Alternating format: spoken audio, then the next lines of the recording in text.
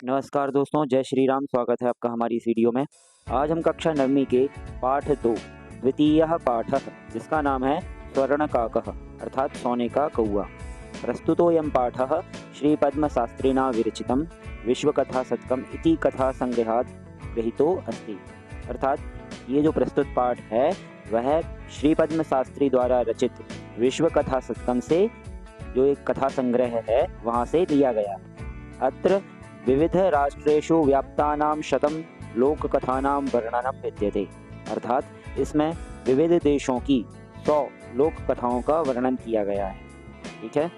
और एषा कथा वर्म अर्थात म्यांमार देशस्य श्रेष्ठा लोककथा अस्ति। यह जो कथा है वह वर्मा देश की, जिसे म्यांमार भी कहते हैं, उस देश की श्रेष्ठ लोक कथा है। अस्यां कथायां लोभस्य दुष्परिणामः तथा च त्यागस्य सुपरिणामः स्वर्णपक्ष काक माध्यमेन वर्णितो अस्ति। अर्थात इस कथा में लोभ का जो दुष्परिणाम होता है के बारे में और जो त्याग का अच्छा फल होता है, सुपरिणाम होता है, उसके बारे में स्वर्णपक्ष काक माध्यमेन वर्णितो अस्ति। अर्थात सोने के पंख वाले कौए के माध्यम से उस कहानी का वर्णन किया गया है। ठीक है। तो सीधे शब्दों में अगर मैं कहूँ तो ये जो कहानी है वह एक सोने के कौए की कहानी है, जिसमें सोने के कौए की कहानी के माध्यम से यह बताया गया है कि लोभ करने का क्या दुष्परिणाम होता है और त्याग करने का क्या अच्छा फल मिलता है। इस कहानी के माध्यम से हमें यह शिक्षा प्राप्त होती है। तो आइए कहानी प्रारंभ करते हैं। पुरा कस्मिंश्चित् ग्रामे एका निर्धना वृद्धा स्त्री न्यवसत्। पहले किसी गांव में एक गरीब बुढ़िया स्त्री रहती थी। तस्याः एका दुहिता विनम्रा मनोहरा च आसीत्। उसकी एक विनम्र और सुंदर पुत्री थी। ठीक है। दुहिता मतलब पुत्री। एकदा माता स्थाल्यां तंडुलान् निक्षिप्य पुत्रीम् आदिशत्। एक दिन माता थाली में चावल रखकर पुत्री को आदेश देती है और कहती हैं, सूर्यातापे तंडुलान् खगेभ्यो रक्ष। अर्थात धूप में चावलों की पक्षियों से रक्षा करना। किंचित् कालात् अनन्तरम् एको विचित्रः काकः समुड्डीय तस्याः समीपम् अगच्छत्। कुछ समय के बाद एक विचित्र कौआ उड़ करके उसके पास आया। ठीक है। वो विचित्र कौआ कैसा था? क्योंकि नैतादृशः स्वर्णपक्षोः रजतचंचुः स्वर्णकाकस्तया पूर्व दृष्टः। अर्थात इस प्रकार सोने के पंखों वाला और चांदी की चोंच वाला सुनहरा कौआ उसके द्वारा पहले नहीं देखा गया था, तो इसलिए विचित्र काकः कहा गया है यहाँ पर। तो तम तंडुलान् खादन्तः हसन्तश्च विलोक्य बालिका रोदितुम् आरब्ध। उसके चावल खाते हुए और हंसते हुए देखकर लड़की ने रोना शुरू कर दिया। लड़की रोने लगी देख कर कि भाई विचित्र कौआ था, उसे देख करके रोना आ गया उसे कि कौआ खा रहा है, हंस रहा है। ठीक है। तो बच्ची देख करके रोने लगती है। तो उसको रोते हुए वह कहती है कि मदीया माता अतीव निर्धना वर्तते। मेरी माता बहुत ही निर्धन है। तो स्वर्णपक्षः काकः प्रोवाच मा शुच। तो सोने के जो पंख वाला कौआ था वह उससे कहता है, क्या कहता है कि दुख मत करो, तुम दुखी मत हो। सूर्योदयात् प्राग ग्रामात् वही पिप्पल वृक्षम अनु त्वया आगंतव्यम। अर्थात सूर्योदय से पहले गांव के बाहर पीपल के वृक्ष के नीचे तुम आ जाना और अहम तुभ्यम तंडुल मूल्यम दास्यामि। मैं तुम्हें चावलों का मूल्य दे दूंगा। तो लड़की खुश हो जाती है। बृहर्षिता बालिका निद्राम अपि न लेवि। और खुश हुई लड़की और उसको रात में नींद भी नहीं आती। तो ये बालकों का ये स्वभाव होता है, जब वो ज़्यादा खुश हो जाते हैं और उन्हें लगता है कि कल कुछ नया होने वाला है तो उस खुशी में उनको कभी कभी नींद नहीं आती है। तो वैसा ही इस बालिका के साथ में भी हुआ। और आगे देखते हैं क्या होता है। तो सूर्योदयात् पूर्वमेव सा तत्रोपस्थिता। सूर्योदय से पहले ही वह वहाँ पहुँच गई। उसके बाद वृक्षस्योपरि विलोक्य सा च आश्चर्यचकिता संजाता। और वृक्ष के ऊपर देख करके वह आश्चर्यचकित हो गई। क्यों? क्योंकि यत तत्र स्वर्णमयः प्रासादो वर्तते। अर्थात वहाँ पर वह आश्चर्यचकित हो जाती है। क्यों हो जाती है? क्योंकि वहाँ उसने सोने का महल बना हुआ देखा। ठीक है। यदा काकः शयित्वा प्रबुद्धस्तदा तेन स्वर्णगवाक्षात् कथितं हम हो वाले समागतः। और सोने का महल बना हुआ देखती है। और उसके बाद जब कौआ सोकर उठा तब उसने सोने की खिड़की में से कहा, हे बालिका तुम आ गई, समागतः तिष्ठ अहम त्वत्कृते सोपानम अवतारयामि, है ना। और वह कहता है कौआ कहता है कि तुम रुको, है ना, मैं तुम्हारे लिए सीढ़ियाँ भेजता हूँ। तो कहो सोने की उतारूं या चांदी की अथवा तांबे की। तो कन्या अवदत, कन्या कहती है अहम निर्धन मातु दुहिता अस्मि ताम्र सोपानैव आगमिष्यामि, मैं गरीब माता की पुत्री हूँ, ठीक है, तांबे की सीढ़ी से ही आ जाऊंगी, ठीक है। तो परम स्वर्ण सोपानेन सा स्वर्ण भवनम आरोहत, परंतु सोने की सीढ़ी से वह सोने के महल में चढ़ी, ठीक है। जब लड़की कहती है उससे कि मैं चांदी जो तांबे की सीढ़ियों से ही आ जाऊंगी क्योंकि मेरी माँ निर्धन है, तो कौआ खुश हो जाता है और उसके लिए सोने की सीढ़ियाँ उतार देता है और जिससे वह महल में चढ़ जाती है। आगे देखते हैं। चिरकालम भवने चित्र विचित्र वस्तूनि सज्जितानि दृष्ट्वा सा विस्मयं गता, बहुत देर तक महल में अनेक प्रकार की वस्तुएं सजी हुई देखकर वह आश्चर्यचकित हुई। श्रांतम श्रांतम ताम विलोक्य काकः अवदत्, उस बालिका को थकी हुई देखकर कौआ कहता है पूर्वम लघु प्रातरशः क्रियताम, पहले तुम नाश्ता कर लो क्रियताम वदत्वम स्वर्णस्थाल्यां भोजनम करिष्यसि किम रजतस्थाल्यां उत ताम्रस्थाल्यां। वो कौआ वापस से कहता है, क्या कहता है कि तुम नाश्ता कर लो कुछ सवेरे सवेरे आई तो, है ना, लेकिन तुम नाश्ता किस थाली में करोगी, सोने की थाली में, चांदी की थाली में अथवा तांबे की थाली में करोगी।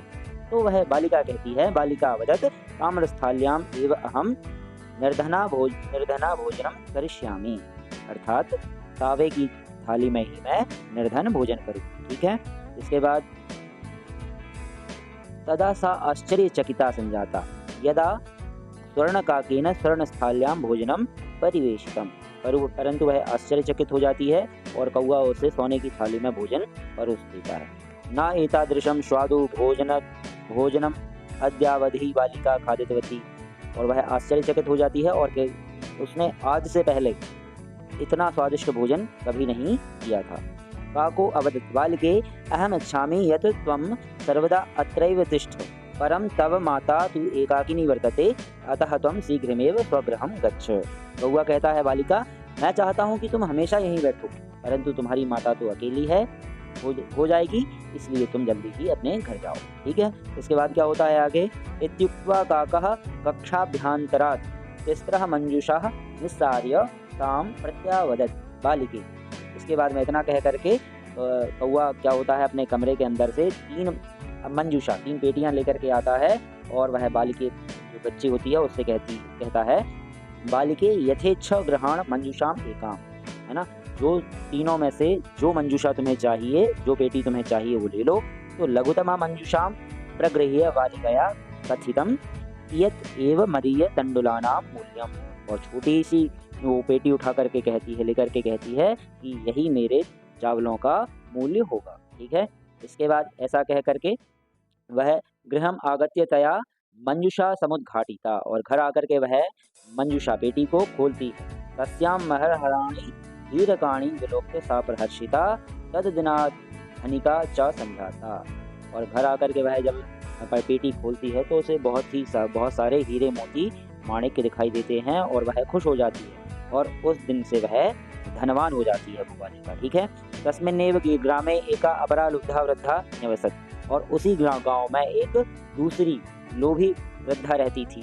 तस्या अपि एका पुत्री आसीत्, और उसकी भी एक पुत्री थी। ईर्ष्यया सा तस्य स्वर्णकाकस्य रहस्यं ज्ञातवती, और ईर्ष्या से वह स्वर्णकाक का रहस्य जान जाती है।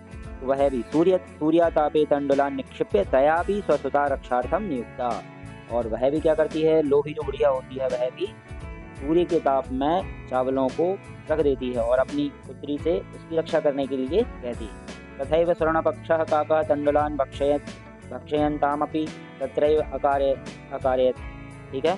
तो क्या होता है, जब वह चावलों को डाल दे धूप में सूखने के लिए रख देती है और पुत्री को रक्षा करने के लिए कहती है, तो क्या होता है, उसके पास भी वह सोने के पंखों वाला कौआ आता है और चावलों को खाने लगता है और चावल खाकर वह उसे वहीं बुलाता है, ठीक है, जैसे उसने पहले वाली लड़की को बुलाया था।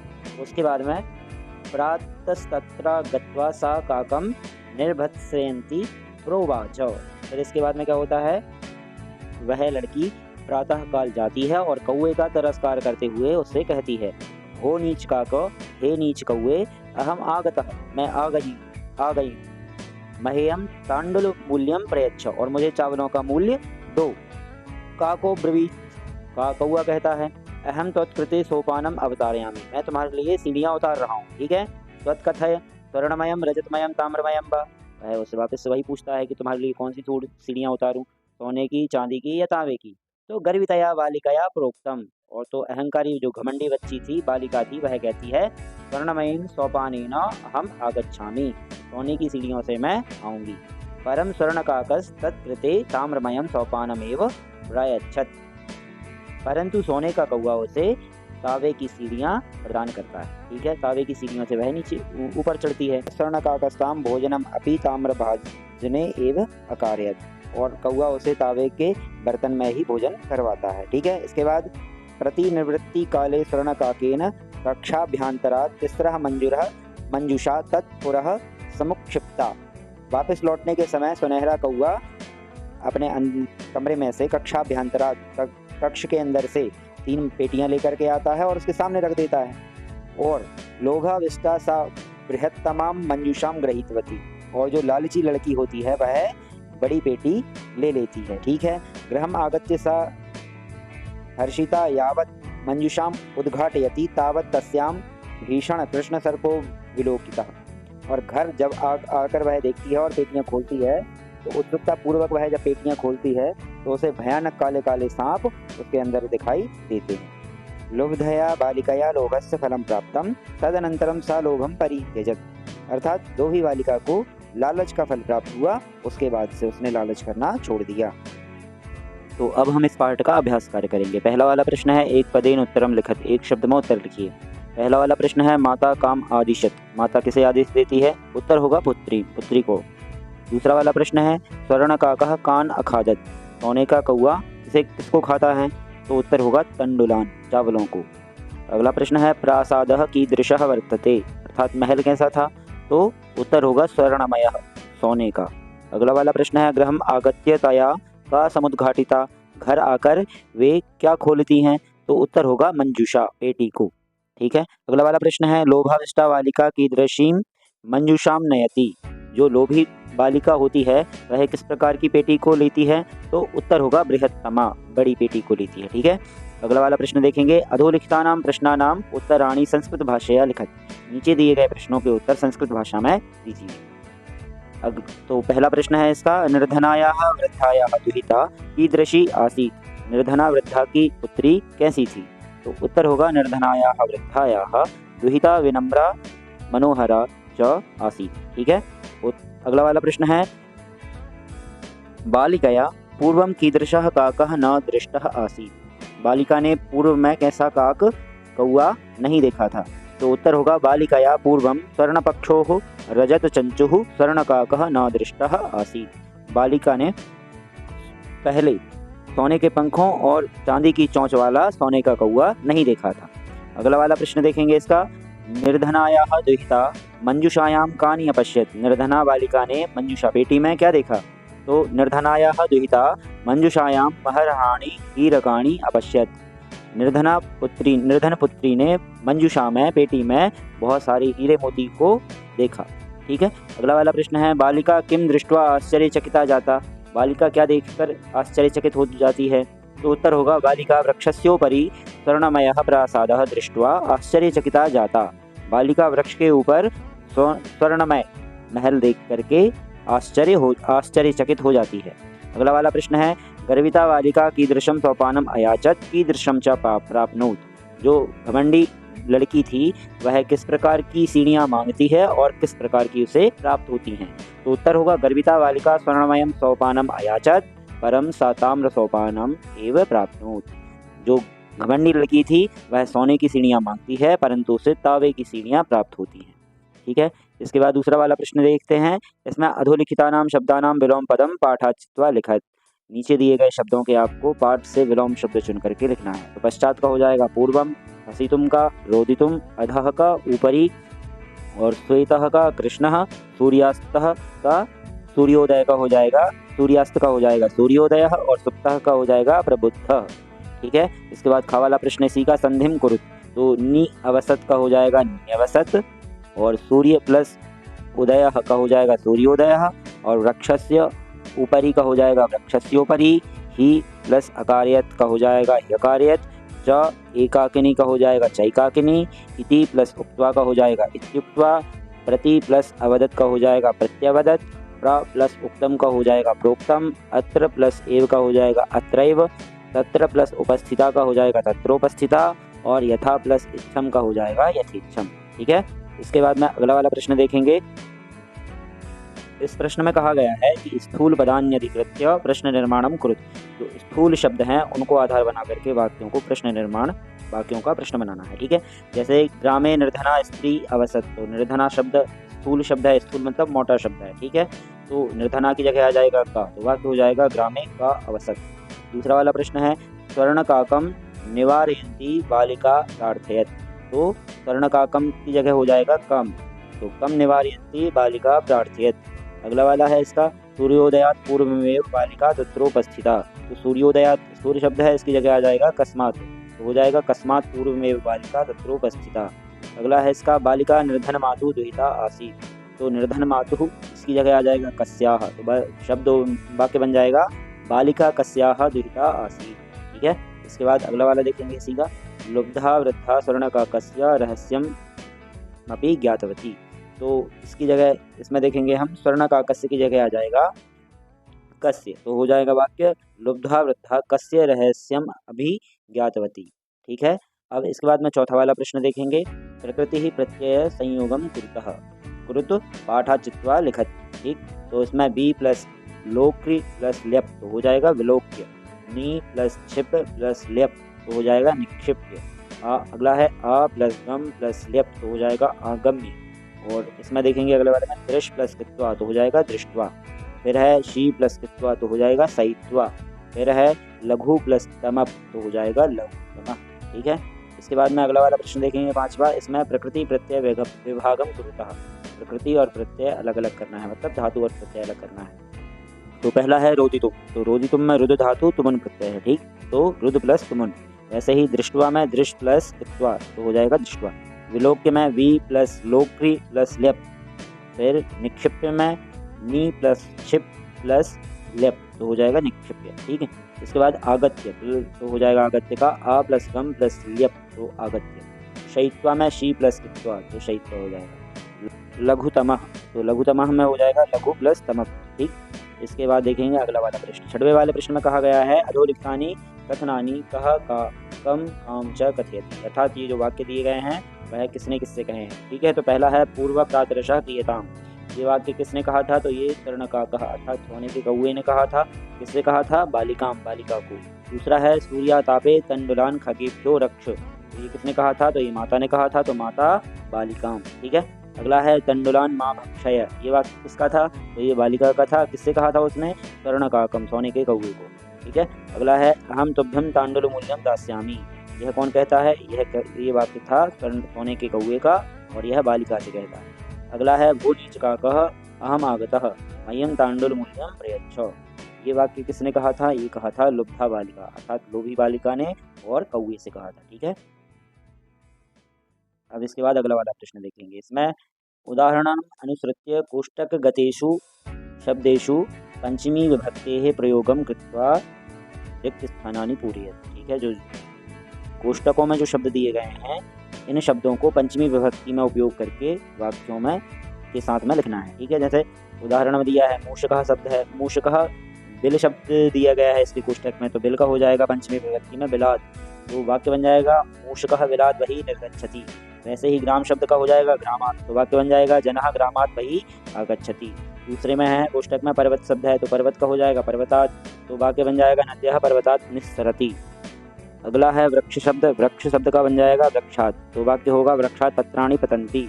अगला शब्द है सिंह, तो सिंह का हो जाएगा सिंहात्, तो बालकः सिंहात् बिभेति। ठीक है, ऐसे ही अगला शब्द है पाप, तो पापात् का हो जाएगा पापात् हो जाएगा तो प्रभुः भक्तं पापात् निवारयति।